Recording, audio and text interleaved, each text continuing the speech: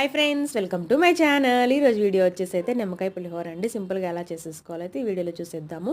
ముందుగా అన్నాన్ని వండుకొని పక్కన పెట్టేసుకోవాలి. ఇప్పుడు ఒక కడాయిలో కొంచెం నూనె, కరివేపాకు, ఆవాలు, వేరుశనగపప్పు, పచ్చిమిరపకాయలు, అలాగే శనగపప్పు, మినపప్పు అన్నీ యాడ్ చేసేసుకోవాలి. నచ్చితే జీడిపప్పు కూడా యాడ్ చేసుకోవచ్చు.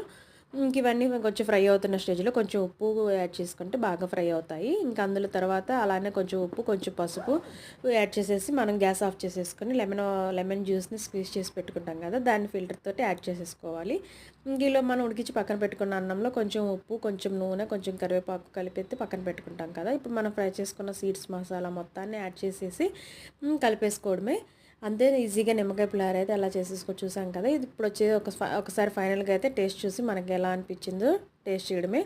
ఇంకేదైనా తక్కువైనా మళ్ళీ మిక్స్ చేసుకొని యాడ్ చేసేసుకోవచ్చు. సో ఇదండి వీడియో. మీకు నచ్చినట్టయితే ప్లీజ్ నా ఈ వీడియోకి లైక్ చేయండి, నా ఛానల్ని సబ్స్క్రైబ్ చేసుకోండి. Thank you so much. Bye bye.